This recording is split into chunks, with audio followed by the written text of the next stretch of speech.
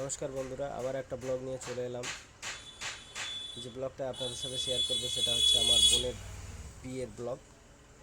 তো অনেকেই কমেন্ট করেছিলেন যে আপনার বোনের বিয়ের ব্লগটা দিন, তা সেজন্য আমি বিয়ের ব্লগটা দিচ্ছি। আমার বোনের বিয়ে থেকে এবং বিদায় পর্ব সমস্তটাই ব্লগে আপনারা দেখতে পাবেন। এটা যখন আমার বোনের বিদায় পর্ব তখনের ছবিটা এটা দেখা যাচ্ছে, আর বরণ টরণ যা কিছু হয় আর কি সব কিছুই তখন।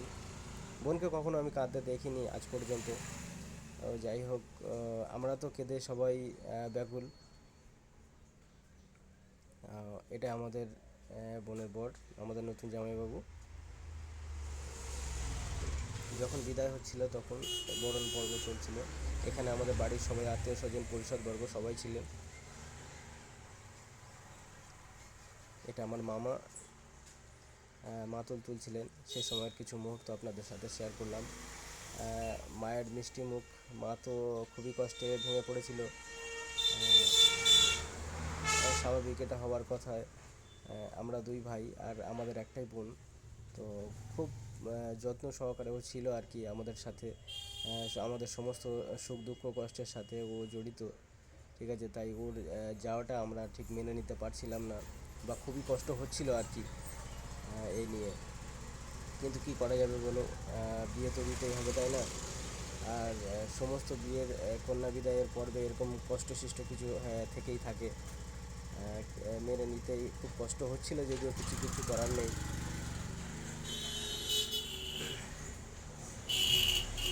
বোনও সব কিছু বোঝে, তাই সব কিছু ও শক্ত মনেই আর কি সব মেনে নিচ্ছিল। জানে ও কাঁদলে তাহলে সবাই কেঁদে ফেলবে, সেজন্য ও একটু ইতস্তত করছিল।